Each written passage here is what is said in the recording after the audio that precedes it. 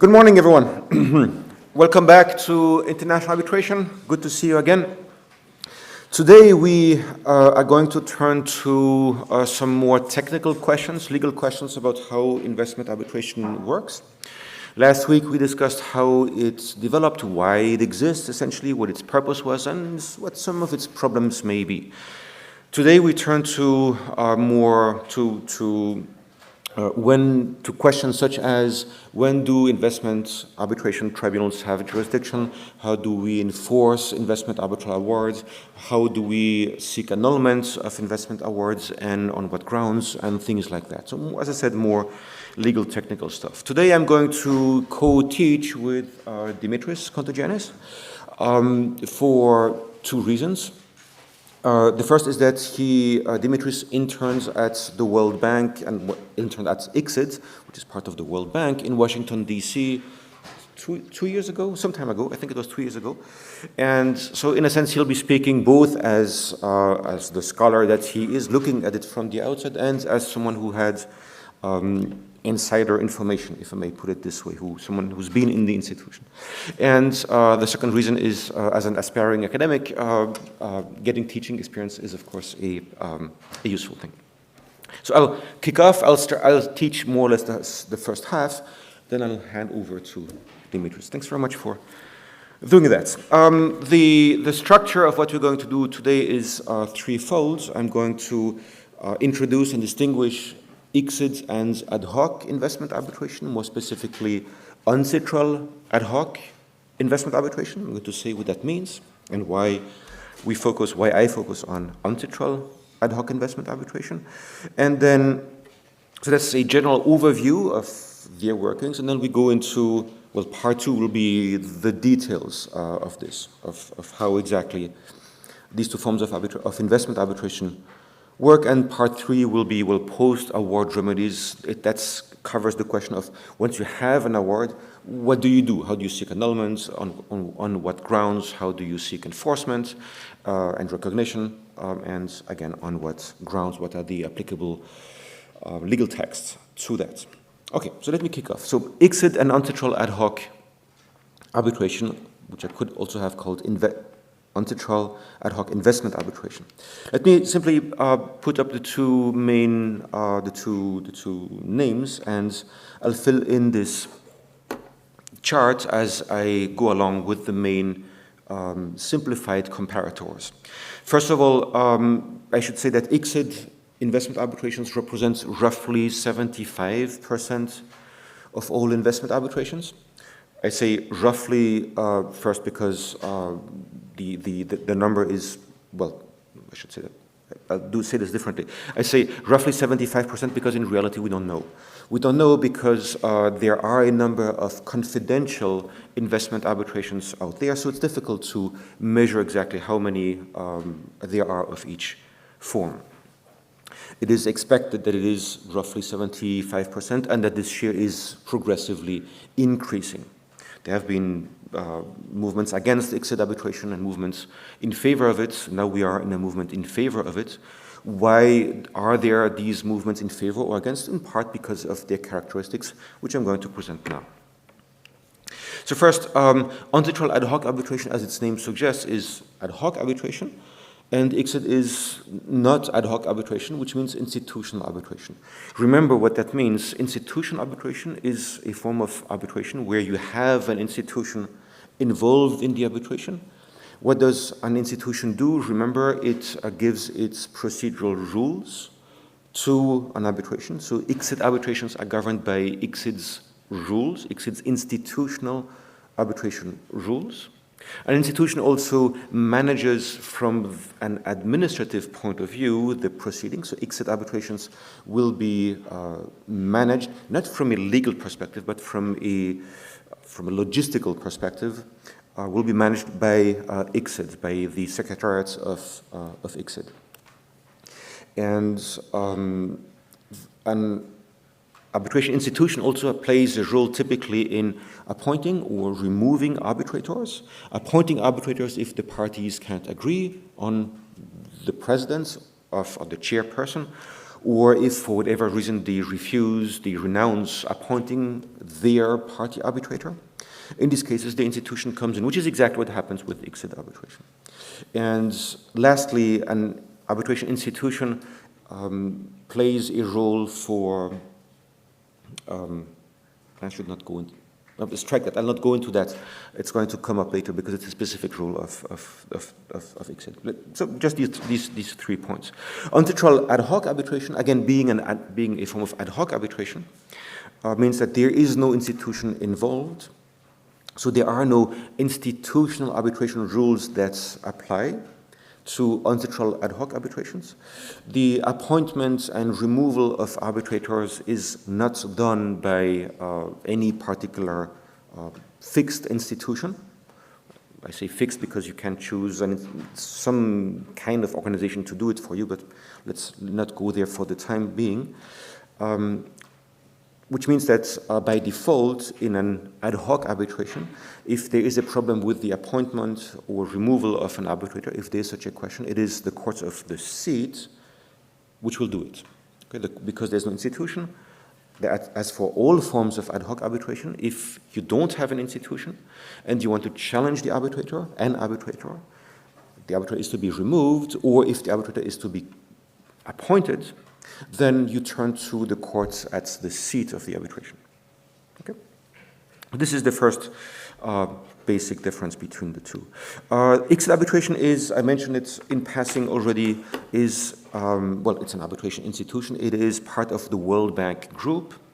It is based in Washington, D.C. This is one of its main building, you see behind me. It does not mean that ICSID arbitration, so the institution is based in Washington, D.C. It does not mean that ICSID arbitrations are seated in Washington, D.C. Right? The seat and the institution are two separate and typically separated in practice, two separate things.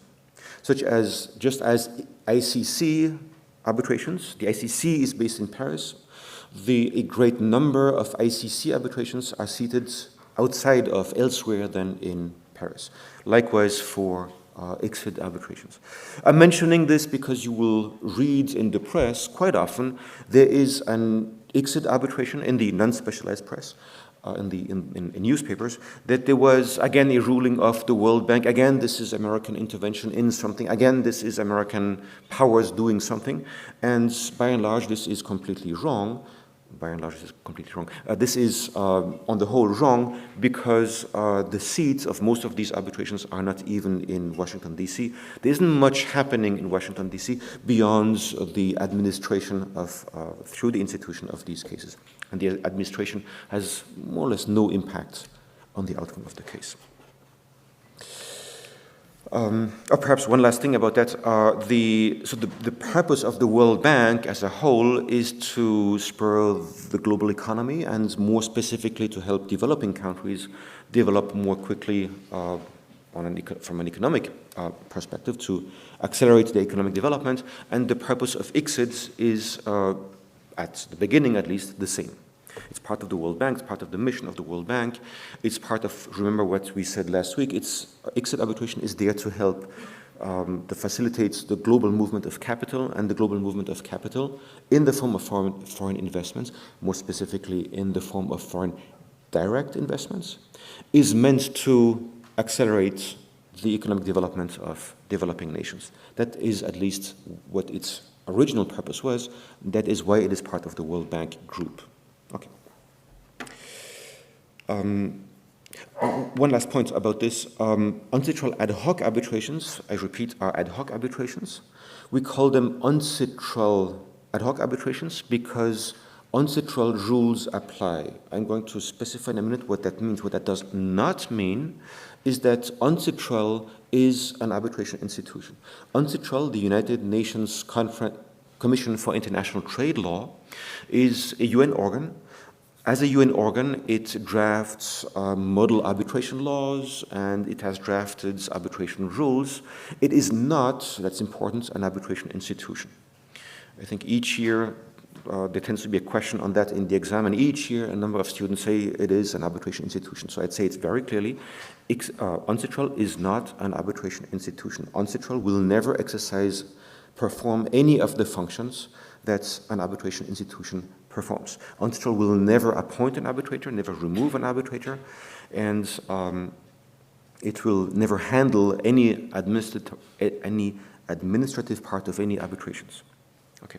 So why do we call them UNCITRAL arbitrations? As I said, because UNCITRAL rules apply. To be a bit more specific, it's what you see here on the slide. The UNCITRAL arbitration rules, perhaps you remember we said this, I just mentioned this very early in the course.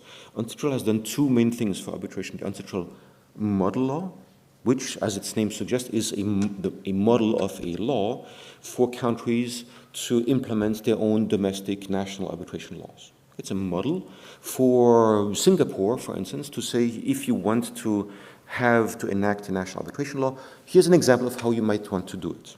That's one thing. The other thing that UNCITRAL has done is to draft arbitration rules. It's as if, say, I drafted a set of rules and I said, whoever wants to use them can. Okay, I'm not going to be involved in the application of these rules, but I've drafted something, and if you in a specific arbitration, in an individual given arbitration, you want to use them, go ahead and take them and use them. And this happens for non-institutional, that is to say, ad hoc arbitrations, where because there is no institution, there are no institutional arbitration rules, you need other rules to govern the proceedings, you can turn to UNCITRAL, to the rules of UNCITRAL.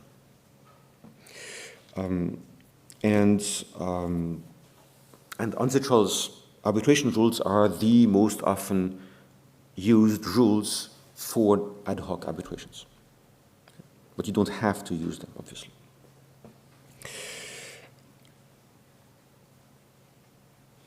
One thing which is not on the slide here, quite often you need some organization to, you don't need, sorry, it helps to have some organization to handle the administrative parts of an arbitration, to appoint an arbitrator or not. So, as I said, you can turn to the courts at the seat for the appointment and removal of arbitrators.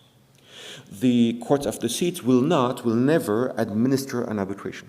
So who is going to administer an arbitration? It could be, theoretically, the arbitrators themselves. It's tedious, it's complicated.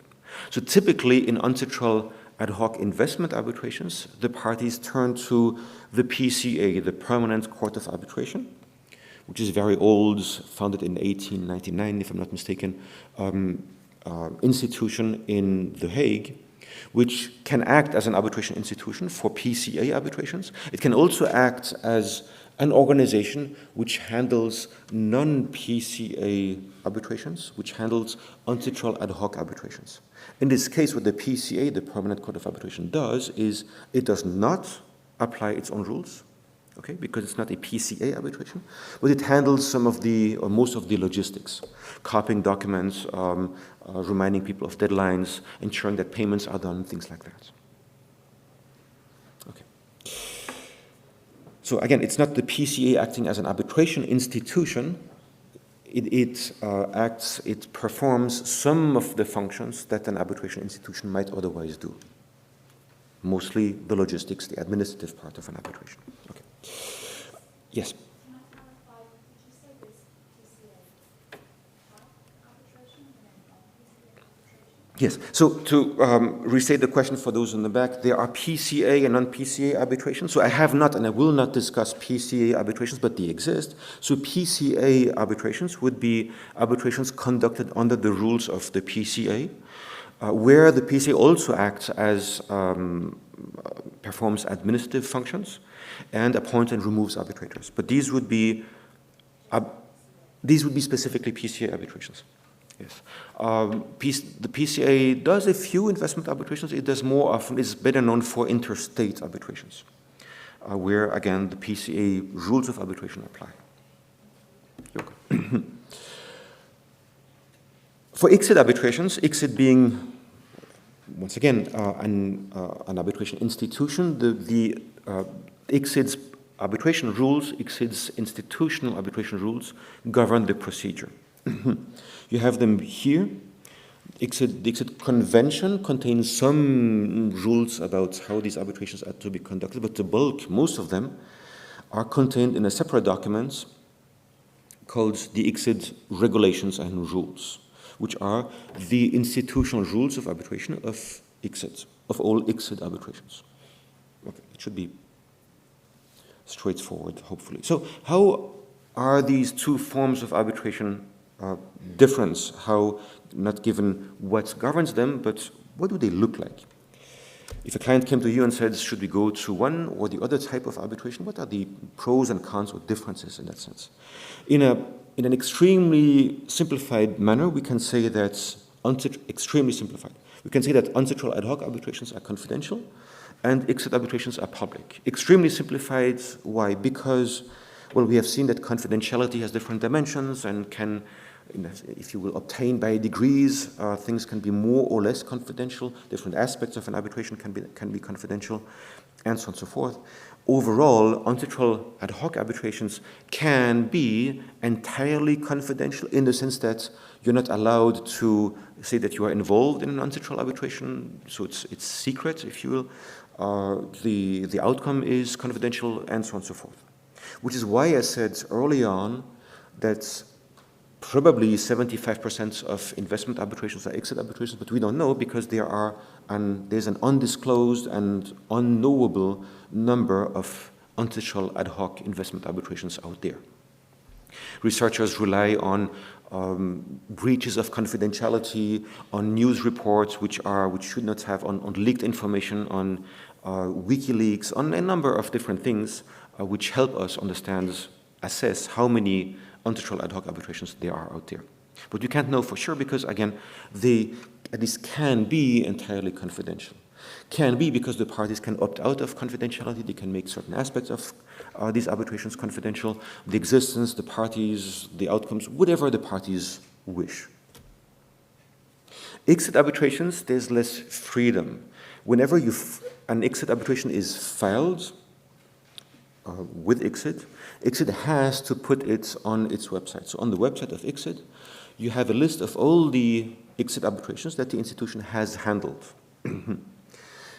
And then ICSID pushes the parties pretty hard to try to publish as much information as possible about these arbitrations, resulting in the fact that you have ICSID arbitrations where the hearings are public, which some of them are even broadcast on the internet. You can follow them live.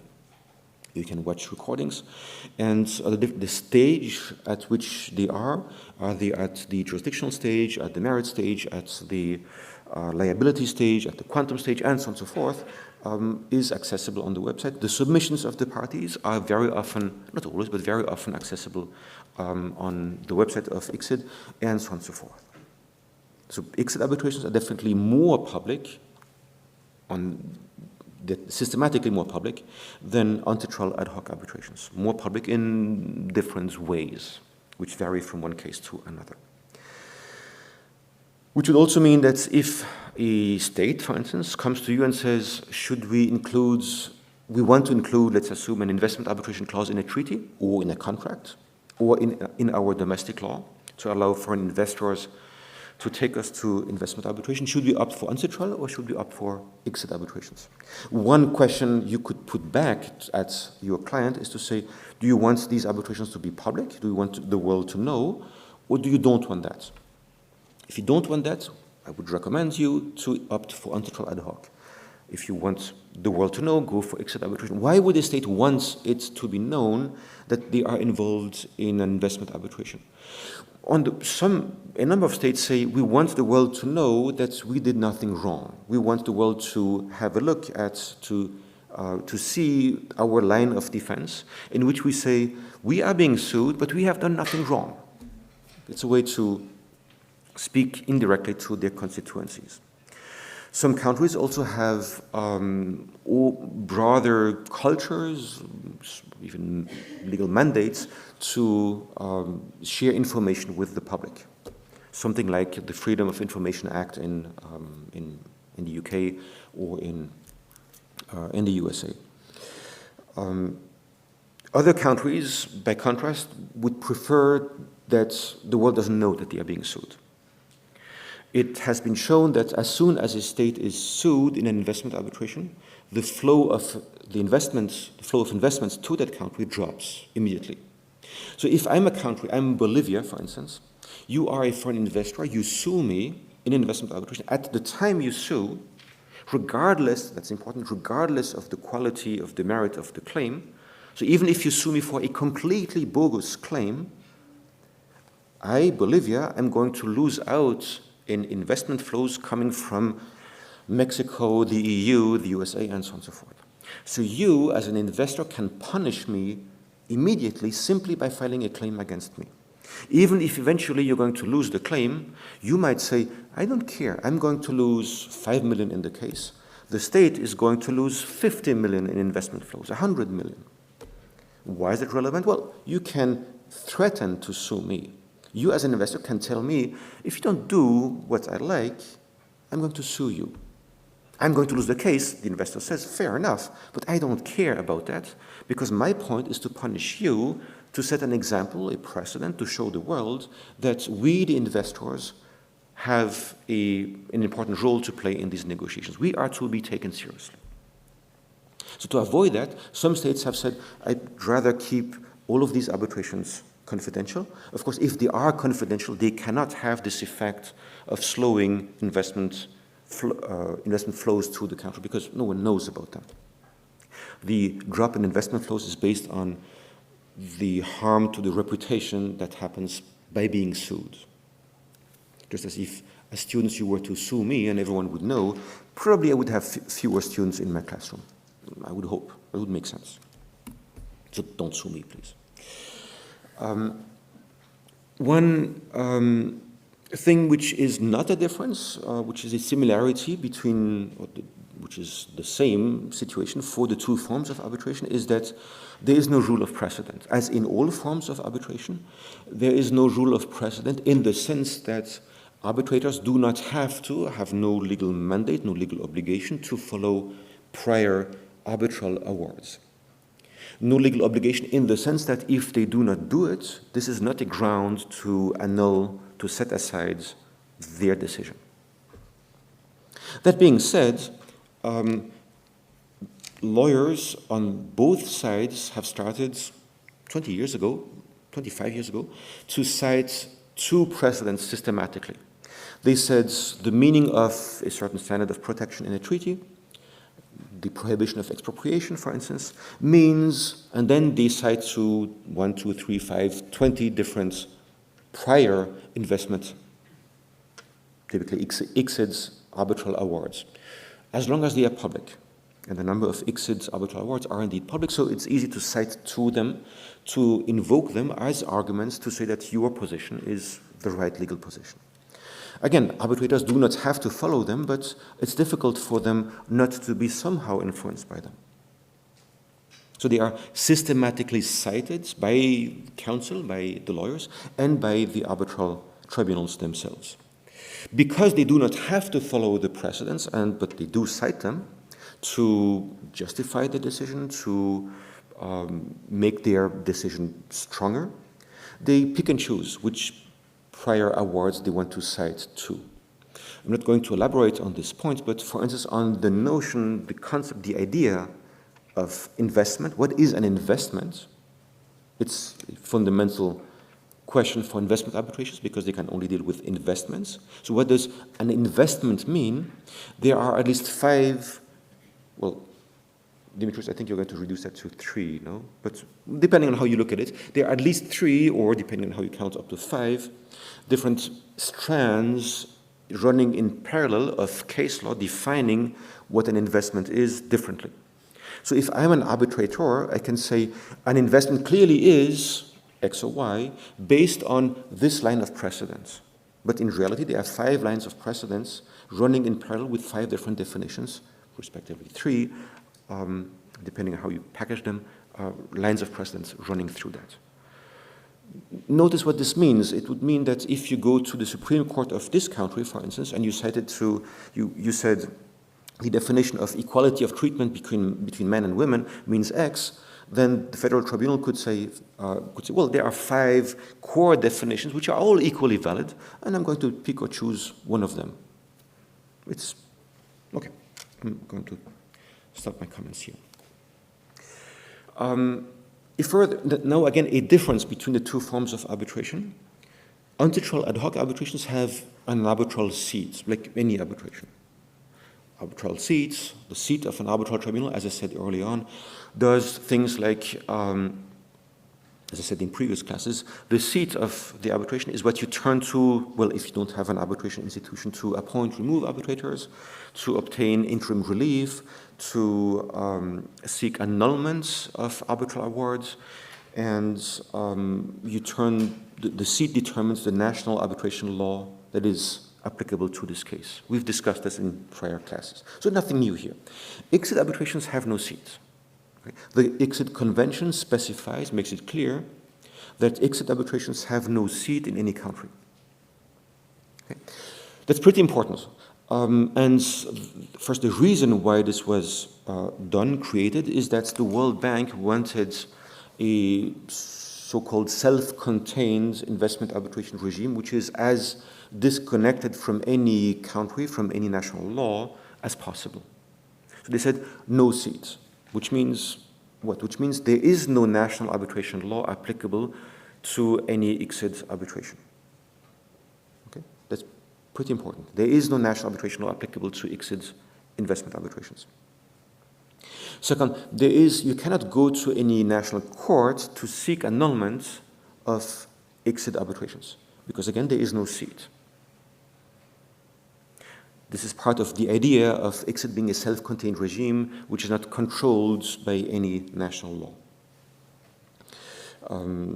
You can't go in principle to any national court to seek interim relief. Okay, I'm going to stop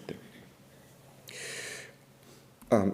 Here is, so to focus specifically on annulments, for antitrust ad hoc arbitrations, if you seek annulments of an antitrust ad hoc investment award, where do you turn to? To the court at the seat, as for any arbitrations. There's really nothing special here. How about ICSID arbitrations? Right? As I've just said, there is no seat, therefore no national court has jurisdiction to deal with annulment cases. What do you turn to? To ICSID itself. ICSID is going to appoint a so-called ad hoc annulment committee. It's going to appoint a committee of 3 people chosen from the list of arbitrators. So it's, in a sense, arbitrators reviewing the work of other arbitrators. All 3 are appointed, all 3 members of the ad hoc annulment committee are appointed by ICSID itself, by the ICSID Secretariat. And they are going to decide whether the ICSID arbitral award stands or is to be annulled. Here are the relevant legal bases for that. Article 52 and 53 of the ICSID Convention, which deal with the ad hoc annulment committee. Article 52, I'm just going to read this out to you. On receipt of the request, the chairperson, I should say, shall forthwith appoint from the panel of arbitrators an ad hoc committee of 3 persons. And that's elsewhere in the ICSID Convention, it says that this panel is then, this committee has the power to annul cases. And the ICSID Convention clearly excludes the role of national courts by saying, Article 53, the award shall be binding on the parties and shall not be subject to any appeal or any other remedy, including annulment procedures, except those provided for in this convention, which is a reference to Article 52. Okay. That being said, the annulment grounds, not the instance before which you go to seek annulment, but the grounds on which you seek annulment are largely the same for the 2 institutions. So in practice, it doesn't make such a big difference. It makes a difference where you file the annulment procedure, but the grounds on which you seek annulments are mostly the same. The typical grounds for annulments of awards, commercial investment, all kinds of awards, we have discussed in a prior class. here's the recap. You would typically seek annulments. You can typically seek annulments because the arbitration agreement was invalid, because the arbitral tribunal was irregularly constituted, which is a way to say that it was, for instance, that one or several arbitrators were not independent or were impartial, because there was a breach of due process, for instance, because the parties were not treated equally, or because there were issues of jurisdiction other than an invalid arbitration agreement, for instance, that the arbitration agreement was valid but did not cover the disputes in question. So there was a problem of scope of the arbitral agreement. Problems of arbitrability, because that kind of dispute was not arbitrable under the law of the seat. Because public policy, because the outcome is against, or the procedure is against public policy, substantive or procedural public policy. And generally speaking, as we've seen, except under the English Arbitration Act and to some extent under the Singaporean Arbitration Act, there is no review on the merits. Okay. So this is something we've seen. For ICSID arbitrations, here are the grounds of annulment. And as you'll see, they are worded differently, they are packaged differently, but the contents overall are the same. So it's either that the tribunal was not properly constituted, so that's irregular constitution, that the tribunal has manifestly exceeded its powers, that's ultra petita, which would be a matter of a problem of due process in the arbitration, possibly a matter of issue of jurisdiction. The tribunal did not have jurisdiction to deal with this question because it was not submitted to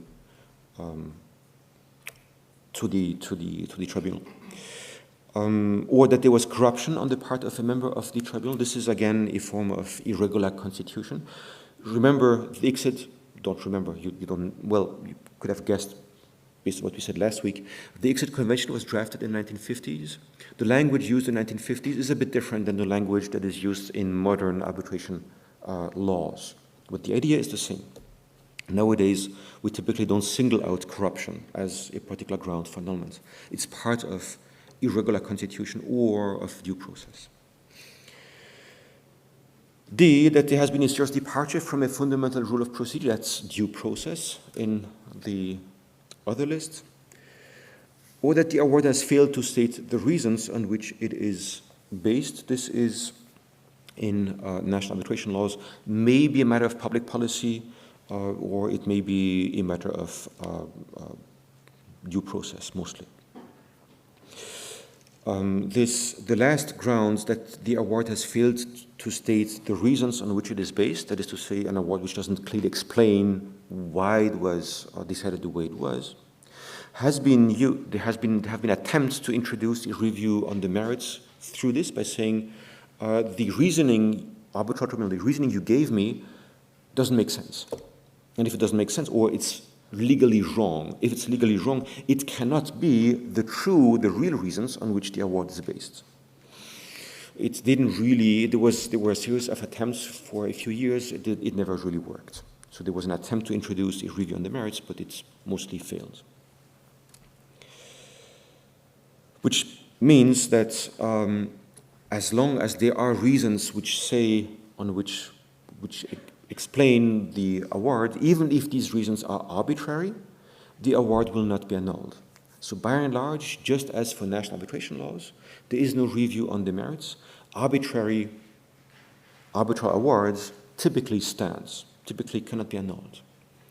And in practice, you see a number of investment arbitration awards which are really extremely poorly reasoned. They can run for 200 pages, the award can run for 200 pages, and the key legal reasoning is a paragraph in the middle, which frankly doesn't make much sense. And there's nothing you can do about that. Just as for other arbitral awards where the idea is to maximize efficiency and to protect the award against court interference, well, if you don't have court interference, you also don't have court supervision and court quality control. Last difference between these two forms of arbitration are enforcement. So how do you seek enforcement of an arbitral award? How do you seek enforcement of an unsatural ad hoc arbitral award?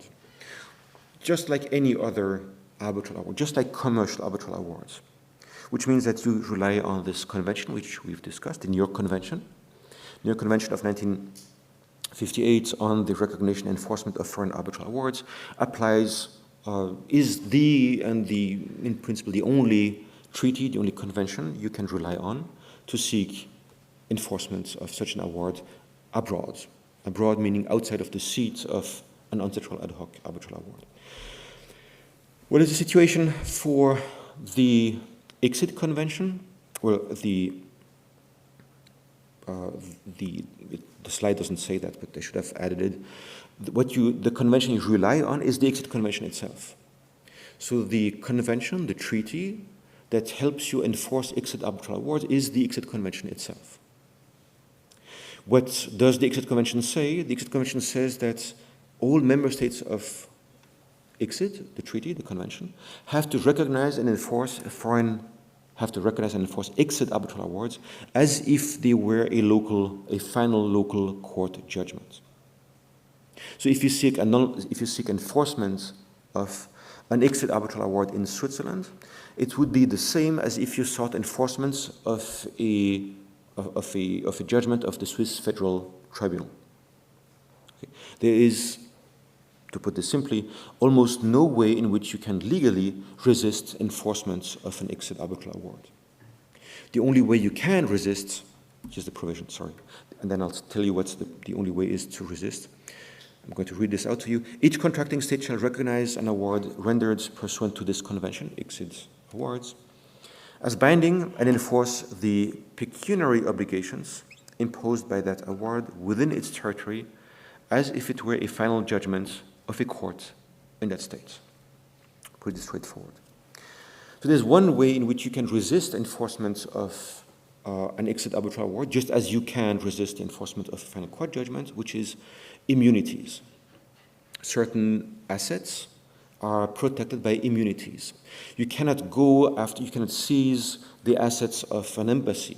You cannot seize, because they're protected by diplomatic immunities. You cannot seize military assets.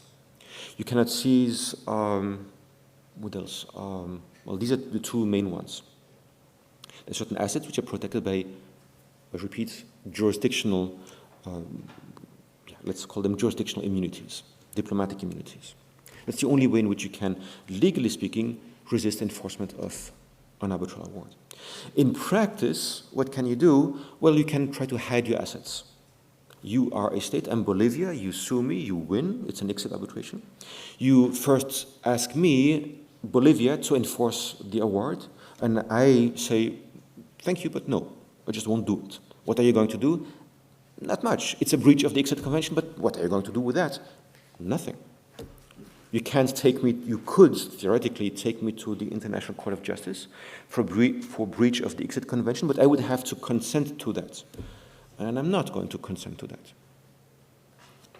So what are you going to do?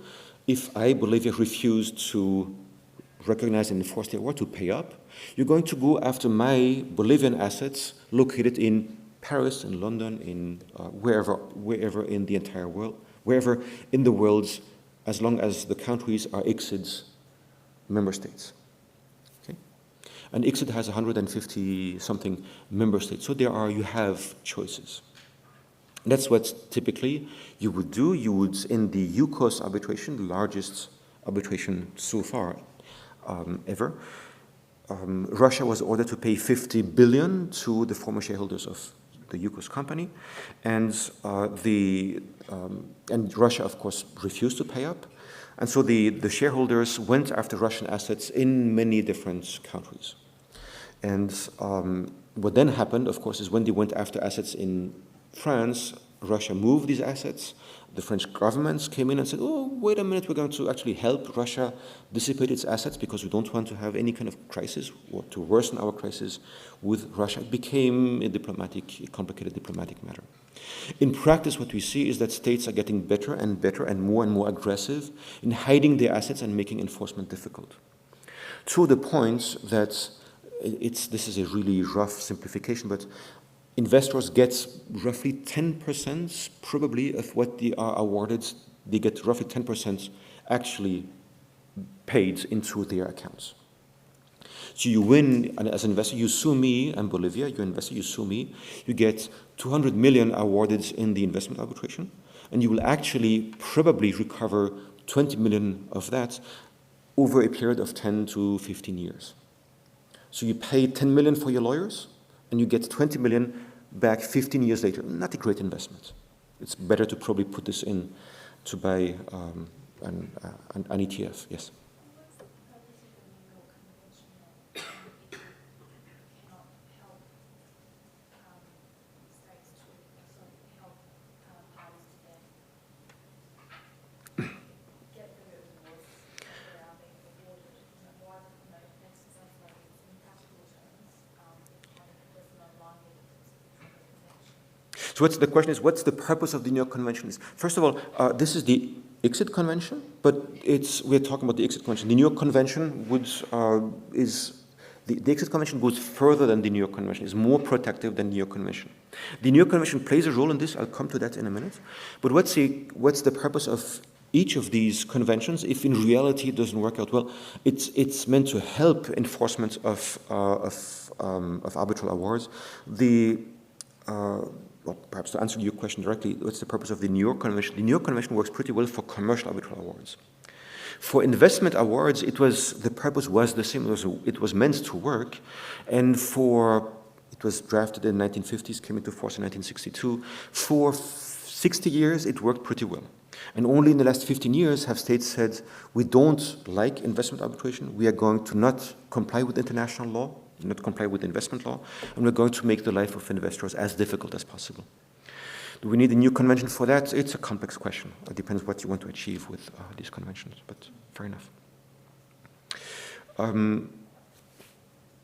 One last comment on this. It says enforce the pecuniary obligations. That's what the convention says. What this concretely means in practice is that, as a matter of principle, there are some exceptions, but as a matter of principle, ICSID arbitral tribunals can only order compensation. They can only say, states, you have to compensate the investor for instance, the expropriation. You have to pay the amount of X to the foreign investor. An ICSID arbitral tribunal cannot say, state, you have to change your legislation. It cannot say, you have to give the property back to the foreign investor. Okay, the award can only create a pecuniary obligation. And the last point is, where do you find consent to go to antitrial, respectively, ICSID arbitration? To go to antitrial, let me just see what's actually on the slide. Okay, that's not super clear on the slide, but okay. The basis of consent for both forms of arbitration can be one of three types. Either you have a clause in a contract, nothing special. You have a contract between a state and a foreign investor, a concession agreement. I give you a concession, and you have to sign it, for the exploitation of a mine to find aluminium. Okay. And the clause contains, that contract contains an arbitration clause. Second possibility, a treaty. A bilateral investment treaty, we've seen them last week, a treaty between the states hosting the investment, Bolivia in my example, and the state of the investor. You are a Swiss investor in Bolivia. In the BIT, bilateral investment treaty between between Bolivia and Switzerland, there may be a clause which says all investors of either country investing in the other country have a right to go to arbitration. That's, to put it simply, Dimitris is going to elaborate on that, is another basis for jurisdiction. Okay? Third possibility, the national law of this host state, Bolivia in my example, has a provision somewhere which says all foreign investors have a right to take the Bolivian government to investment arbitration. So three possibilities: contract, treaty, national law. Okay. This is the basis of jurisdiction to go to antitrial or ICSID arbitration. For ICSID arbitration, you need something else. If you only have a clause in a contract, a treaty, or national law, it's not enough. You need the two states, the host state of the investment, Bolivia, and the state of the investor, Switzerland in my example, to be ICSID member states. That's important. These are two separate conditions, two cumulative conditions for ICSID arbitrations. If the two states are only ICSID member states and there is no arbitration clause in a contract, another treaty other than the ICSID convention, or national legislation, you cannot go to ICSID arbitration. You need to be a member states, both states need to be member states of the ICSID convention, and you need to have an arbitration clause that you find in, I repeat one last time, contracts, another treaty than the ICSID convention, because the ICSID convention does not contain consent to go to arbitration, or a national arbitration law. Okay. If this is not entirely clear, sorry, yes, that doesn't matter. Dimitri is going to elaborate on that after the break. Thank you very much. See you in 15 minutes. Okay.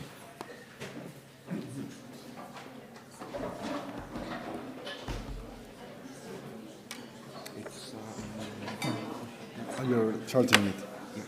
Just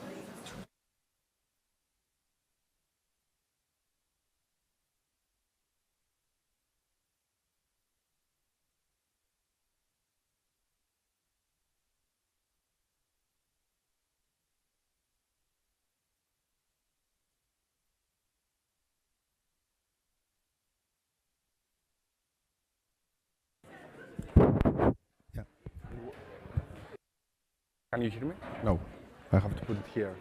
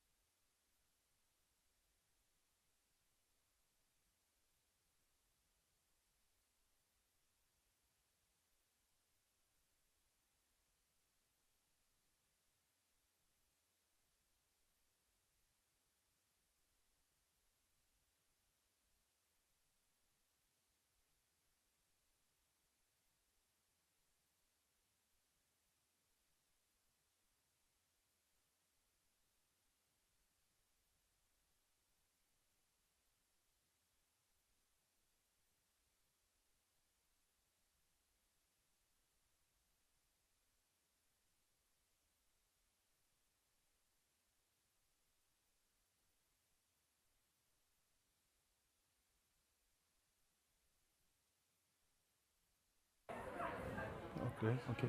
Another.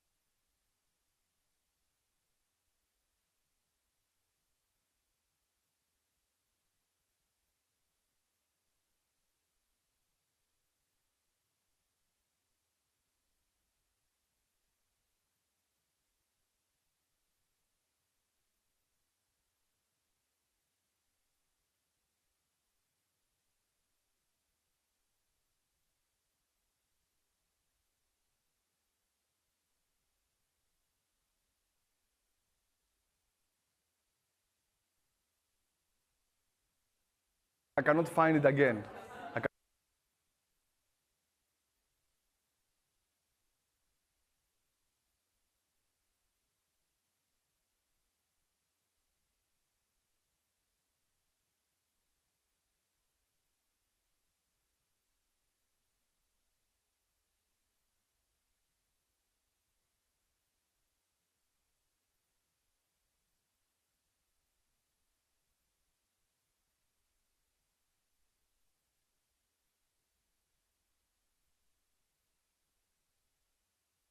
Io.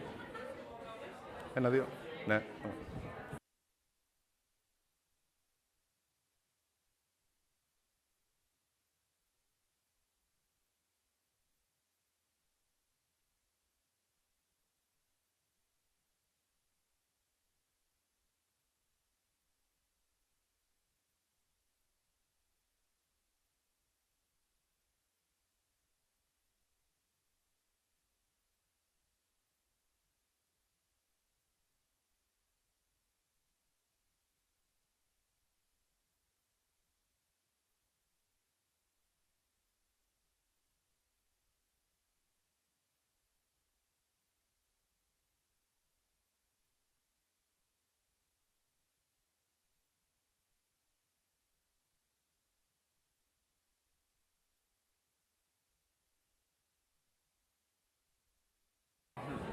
Hello. Hi. Can they hear me? Yeah. Okay, cool. Hello. They cannot hear me. They can hear me? Okay. Hello, welcome back. They cannot hear me, right? I have to, there is a micro issue. I have to put here. Okay. Nice, yeah. That's a problem. Okay, can you hear me? Yes, great. Okay, that's great. All of you came back, which is kind of weird. If I were you, I would have left. Anyway, so you have discussed with Professor Schultz the differences between ICSID and ad hoc investment arbitration. And I will try to discuss with you, and we will turn to how exactly ICSID and ad hoc investment arbitrations work in practice. Before I start, do you have any questions that I have to answer? No, okay. So we will start with the jurisdiction of fixed tribunals. Jurisdiction, as you should be aware of, refers to material jurisdiction, ratione materia jurisdiction, namely what kind of disputes can an international court or tribunal resolve. It also refers to personal jurisdiction, ratione personae jurisdiction, what are the actors that can appear before an international court or tribunal, what are the actors that they have locus standi. It could be states, investors, and private entities. And also ratione temporis jurisdiction, the temporal jurisdiction of international court and tribunals. I will be referring only to the first two of them. So let's start with Article 25 of the ICSID Convention, which reads as follows. The jurisdiction of the center shall extend to any legal dispute arising directly out of an investment. So the very first thing that we need is a legal dispute. And what exactly is a legal dispute? Can someone tell me, if you remember from your public international law classes, what a legal dispute is? Yeah, forget that Professor Schultz is here. Maybe we can have a discussion. No? Nobody? Okay. So the answer is given by the Mavromatis case by the PCIJ. But before answering that question, maybe I will ask a preliminary one. Can someone tell me why we should care about international law, since we are talking about investment arbitration and investment law? Yes? Because investment law is by itself international law, and it's a body of international law itself. Yes, that's a great answer, thank you. So international investment law is a subfield of international law. And international investment law and arbitration is basically the products of state consent, of state treaty practice. And also you have Article 42 of the ICSID Convention that renders international law applicable. But the most important thing that you need to remember is what your colleague said. International investment law is a subfield, a sub-regime of international law. So what is a legal dispute? A legal dispute is a disagreement on a point of law or fact, a conflict of legal views between parties, between disputing parties. So it's a dispute that concerns the nature, existence, and scope of a right or obligation under international law. The court in the Mavromatis case examined the existence of a dispute objectively and irrespective of what the parties said. So even if the parties may say in theory that there is no legal dispute, the court said that it should every time examine that, assess the existence of a dispute objectively. So that means that we should have a disagreement on a point of law or fact, a disagreement between different legal views on the existence and nature of a right or obligation. And this presupposes that we have a dispute that has been crystallized, that it has been made known to both parties. So we need some kind of communication between them. We need one party to be able to positively objecting the other party's views. So we need kind of a verbal or oral disagreement. Just for the sake of completeness, we could also have silence as an indicator of dispute. But what you need to remember is that we need to have a legal dispute, a disagreement on a point of law or fact, a disagreement that has to do with the existence and nature and scope of a right of obligation under international law. Let us now transpose this into the context of investment arbitration. We need that legal dispute to arise directly out of an investment. And that means that we need to have a close connection, a close material connection between the dispute and an investment. In short, we need a legal dispute that relates to the existence of an investment or the treatment that a state accords through its regulation or administrative actions or even court decisions upon an investment. And now the elephant in the room. What is considered an investment for an ICSID arbitration? Again, one question for you. Why do you think we should care about the meaning of an investment? I have already answered that, so it should be easy. Why we should care about what an investment is? Yes?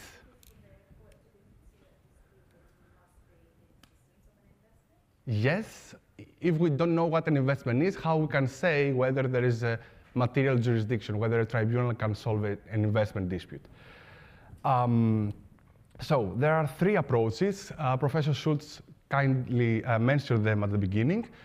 We have two basic approaches, and the third one is a combination of the first two. We have the objective approach, and we have the subjective approach. Let me start with the objective one.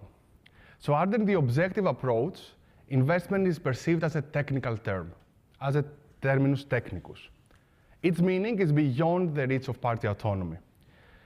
And the idea is that investments, the idea is that there are some sort of certain inherent characteristics, elements, that are constitutive of an investment, that indicate that the operation at hand is an investment.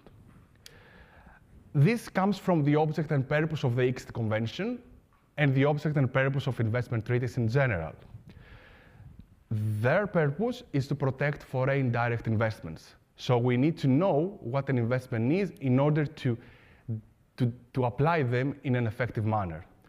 So it is important to have a distinction, to distinguish between investment and ordinary commercial transactions. So following this idea, in the Salini versus Morocco case, the Salini tribunal, referred to these 5 criteria. These criteria are examined in toto altogether, and they are known or referred to as the Salini test. So the very first criterion is a contribution of money or assets. Sorry. I cannot, yeah, it's frozen, sorry. Yeah, so the first thing that we need is a contribution of money in assets. The idea is that we need to have an investor. The idea is that an investor should have made an economic contribution to the host state.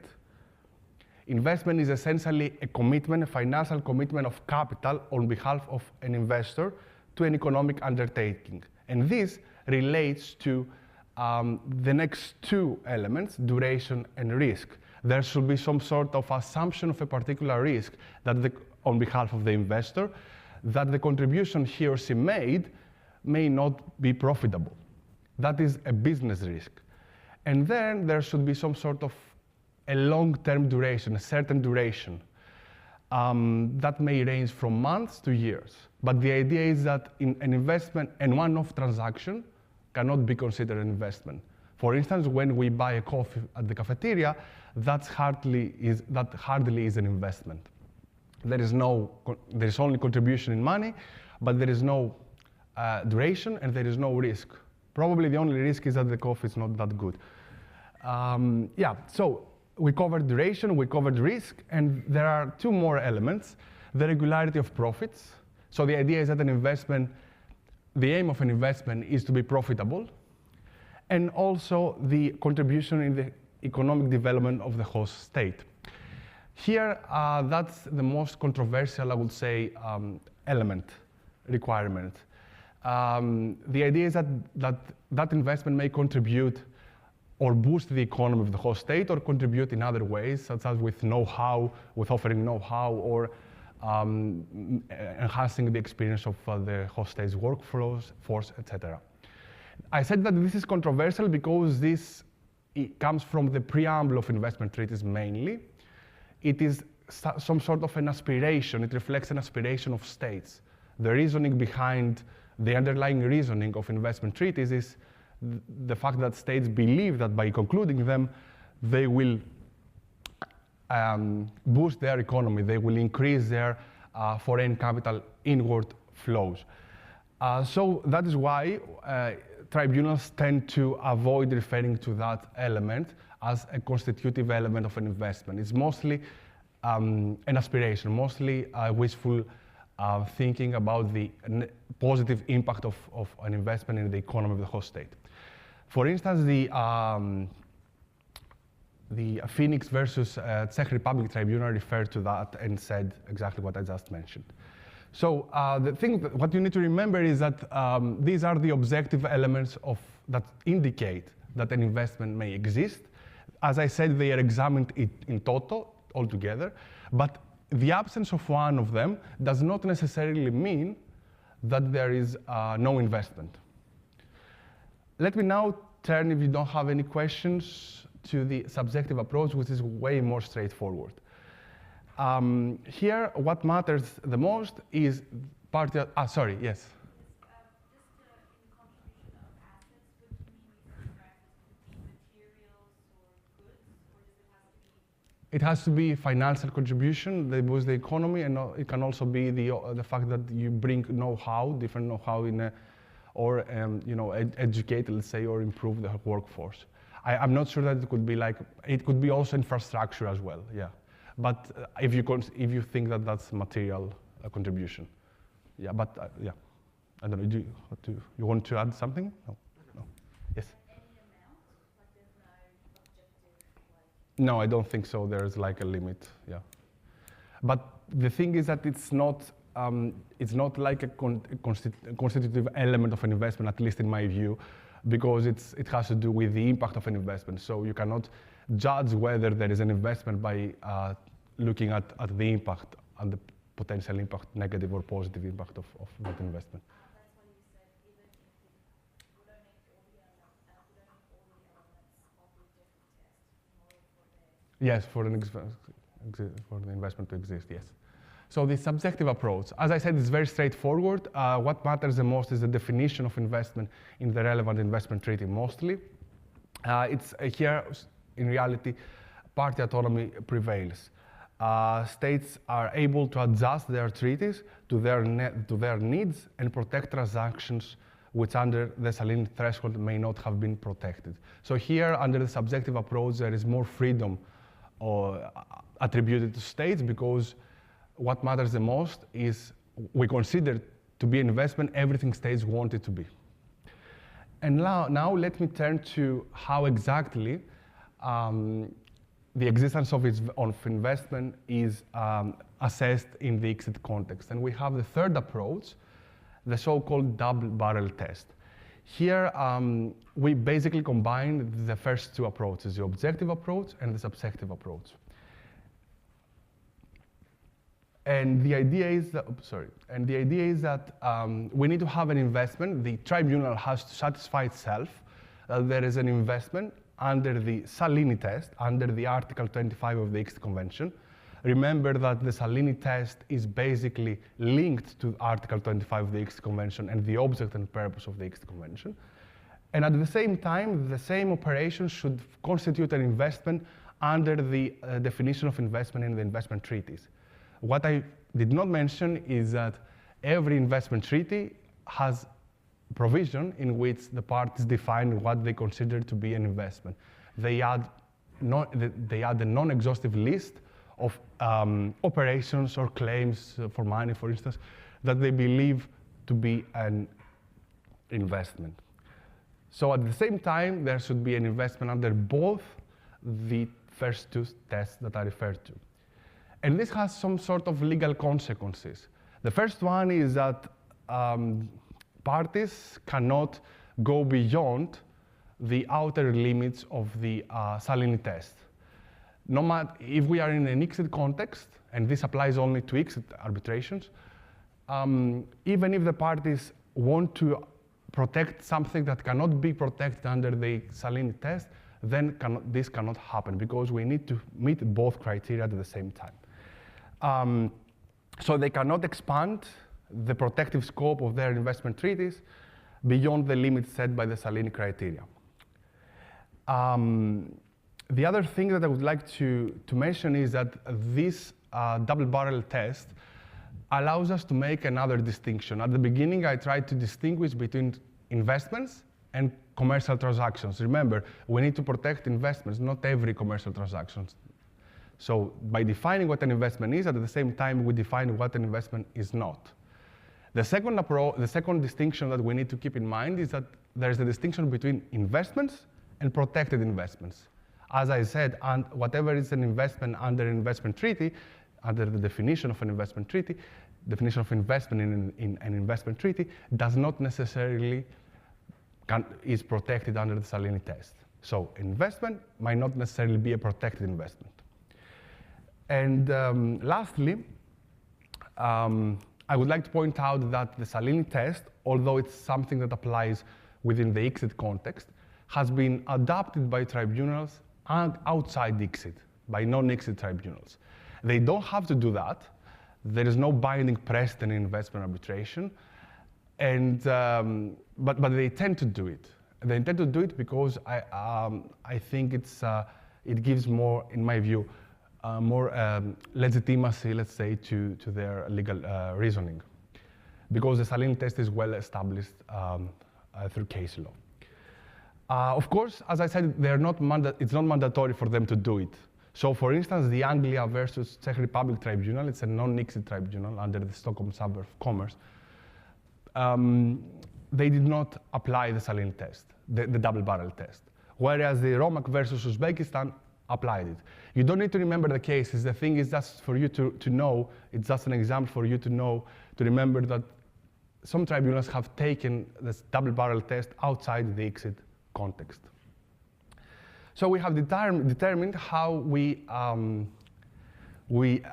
assess and we confirm that there is an investment in the ICSID context.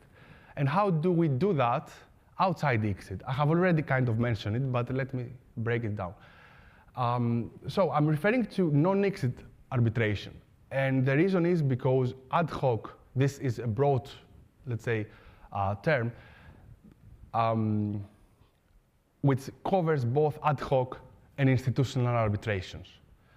So in order for you to remember, although we don't officially say it, I will say, but this is how I categorize it. Ad hoc and institutional arbitrations are procedurally treated the same. So there is ICSID, which is a different creature, and there is ad hoc and institutional arbitrations that procedurally are the same in terms of annulment, seat, and enforcement of awards. So here, in a non-ICSID context, we focus on the definition of investment in the investment treaty. Again, party autonomy prevails, and whatever the parties have included in their investment treaties as an investment will be protected. So we have established what a legal dispute is. We have shown what an investment is and how we determine investment. We have covered ratione materia jurisdiction, and let me now turn to ratione personae jurisdiction. So we need to have a legal dispute arising out of an investment that is between a contracting state and the national of another contracting state. So we need to have states, and those states, as Professor Schultz said at the beginning, should have ratified the ICSID Convention. Here, the important thing to remember is that the ratification of the ICSID Convention does not amount to a consent to ICSID arbitration. When a state ratifies the ICSID Convention, it basically undertakes the obligation to abide by the ICSID Convention, to respect it, to enforce ICSID awards, for instance, in its territory. There is one more thing that states need to do in order to be able to participate in an investment arbitration, an ICSID investment arbitration, and investment arbitration in general. But the state here has to be, of course, an ICSID state. It has to have ratified the ICSID Convention. And then we need to have an investor, a national of a contracting state other than the host state. So here, we have two scenarios. We can have an investor who is a natural person, and we can have an investor who is a legal entity. Let me start with the first scenario where the investor is an individual person. Article 25(2)A of the ICSID Convention gives us the answer. And there are two requirements, one positive one and one negative one. The investor has to have the nationality of an ICSID contracting state. So the home state of the investor should be an ICSID state, should have ratified the ICSID Convention. At the same time, that investor should not have the nationality of the host state. That means that a Swiss investor, an investor who has a Swiss nationality, cannot sue Switzerland before an ICSID tribunal. An important thing to remember is that dual nationalities count. So if we have an investor who is half Swiss and half Greek, then that person cannot sue Switzerland or Greece before ICSID tribunals. Spoiler alert, the situation might be different when it comes to nationality, when it comes to the nationality of legal persons. But another question is, when exactly do these two requirements, the positive one and the negative one, be met? And the answer is at the date of consent given by the investor. Spoiler alert again, the investors consent to investment arbitration by filing their claim. So at that day, when they file their claim, they need to meet these two nationality requirements. And also at the date of registration of request for arbitration, at the date when the ICSID tribunal, the ICSID secretariat registers the request. Nationality is determined by the law, by domestic law, by reference to domestic law. So if I claim that I'm a Greek national, the Greek law should say so. That's an important point to make. Let me now turn to private entities, juridical persons. The answer is given by Article 25(2)b of the ICSID Convention. And the idea again is that the legal entity should be a national, should have the nationality of a state, of an ICSID contracting state, sorry, on the date of consent. Again, when the private person files its claim. And how do we determine nationality when it comes to legal entities? Can anyone answer that? Maybe do you have any idea on how this can happen? Yes? Two criteria. I think there are three, but one might be the seat, so where it's officially registered, and where the main business activities take place. Yes, that's exactly the answer. So the first thing is, congrats. The first thing is that the place of incorporation determines corporate nationality, regardless of the nationality of the shareholders. So if we have a company that has place of incorporation in Switzerland, it has been established under Swiss law, then even if the majority shareholders there are, I don't know, German, that company should be considered Swiss. There's an exception to that, but I'll come to that in a moment. This is given by this is stated by the court, the ICJ, in the Barcelona traction case. The idea again is that the legal person is considered a national of the state under the laws of which it has been created, it has been established. Then, as your colleague said, another criterion is the seat of corporation. The seat of corporation can also indicate nationality. A legal entity will be considered a national of the state within the territory of which it has its principal office, its effective management, the place of its substantial business activities, and play a role in determining nationality.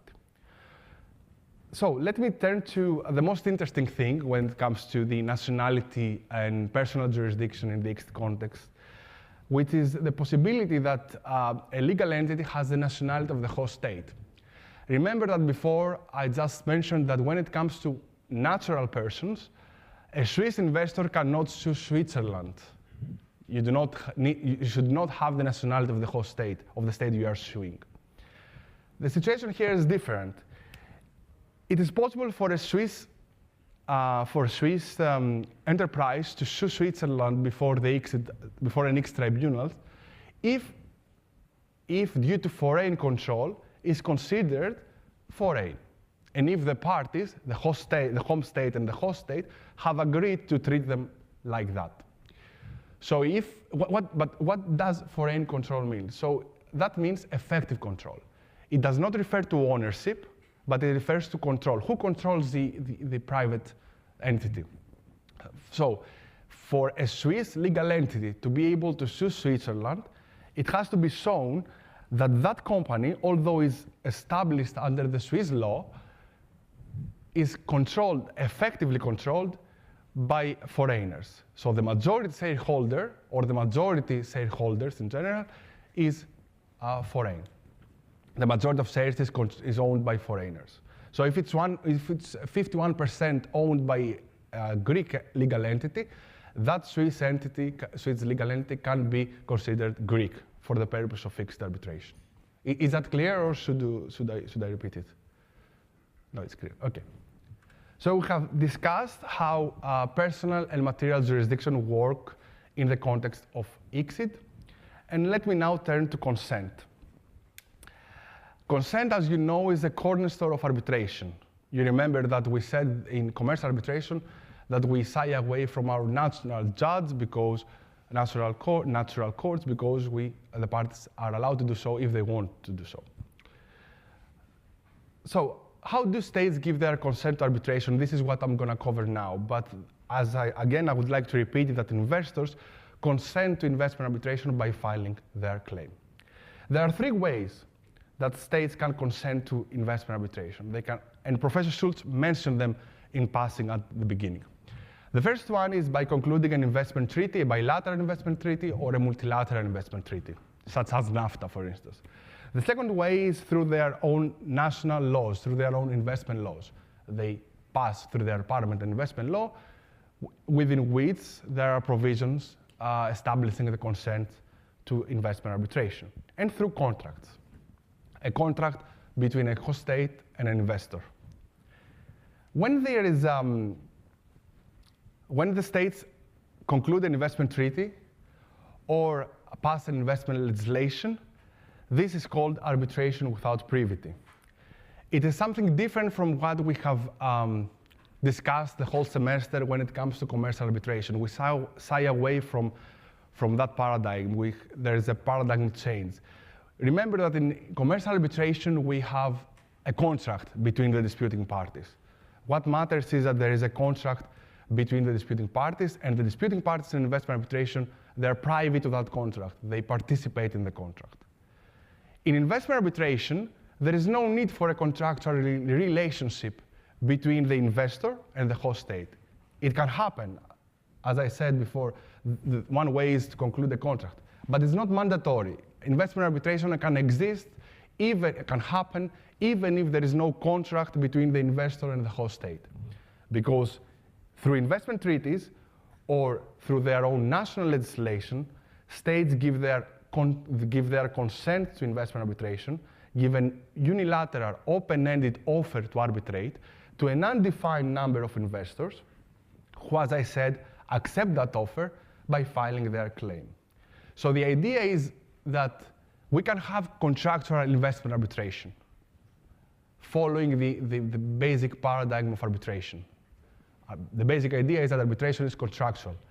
But also in investment arbitration, we do not need to have a contract between the investor and the host state. And that is a fiction. It's a legal construction, something that we constructed in theory. Yeah, I'll leave it to you to think why this has happened. Maybe professionals in the next class will discuss the tendency of the regime favoring investors. Anyway, so the important thing is to remember that there is no need for a contract for investment arbitration to happen.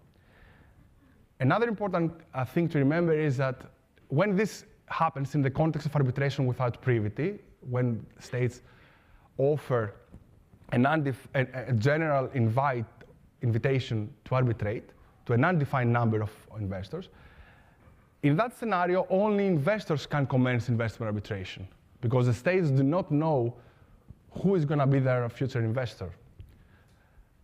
So when it comes to non-contractual investment arbitration, only investors can commence investment arbitration. Then the normal thing, let's say, is contractual investment arbitration. We have a contract between an investor and the host state, and that contract goes wrong. In that contract, there is a dispute settlement clause, which one of the parties can utilize in order to commence investment arbitration against the other party. In that scenario, in theory, states can also sue investors. In practice, most probably investors will be suing the state. So we can have, to sum up, we can have contractual investment arbitration and non-contractual investment arbitration, depending on the way in which states give their consent to arbitration. Is that clear? Because it's an important point, arbitration without privity. Any questions?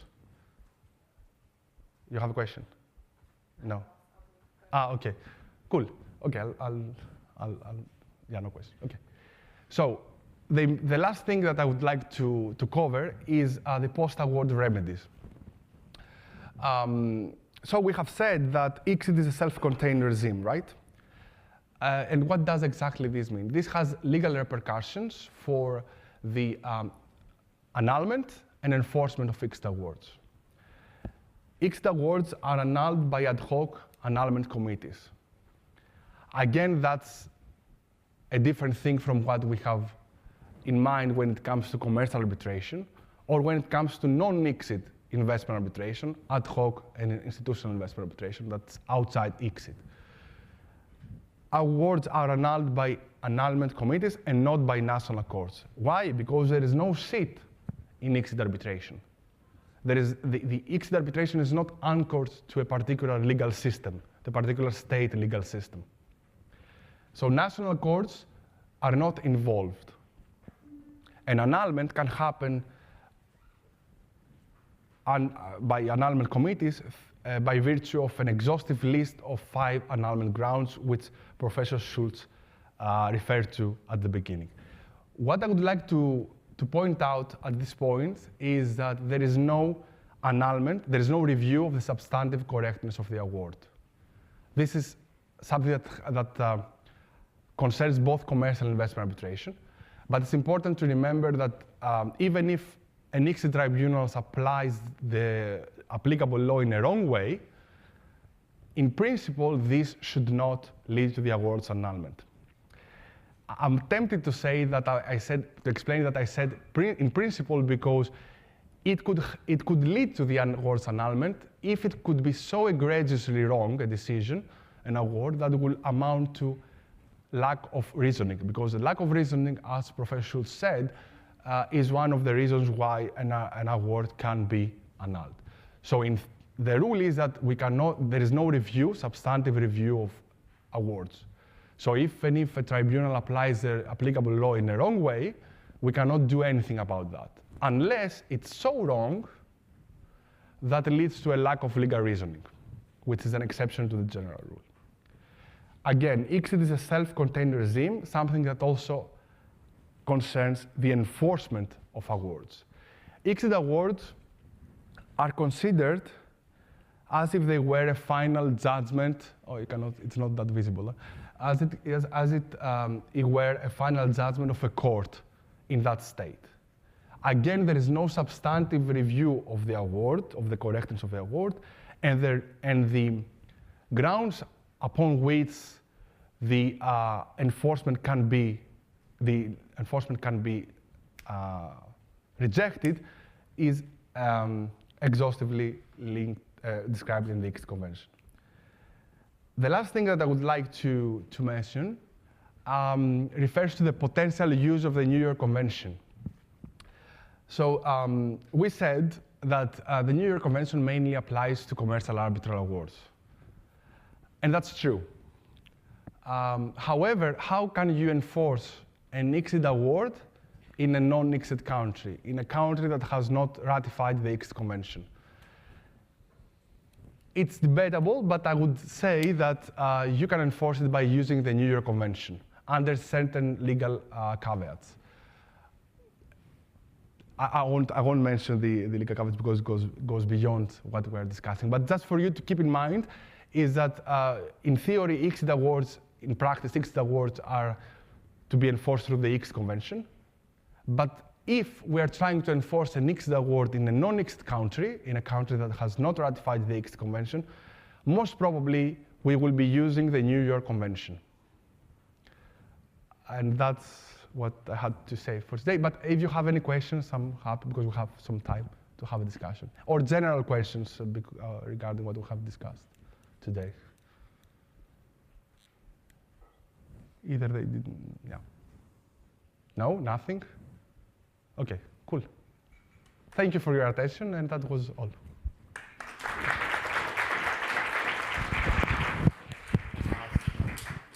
I was fast? No? Well done. Yes. Thank you so much.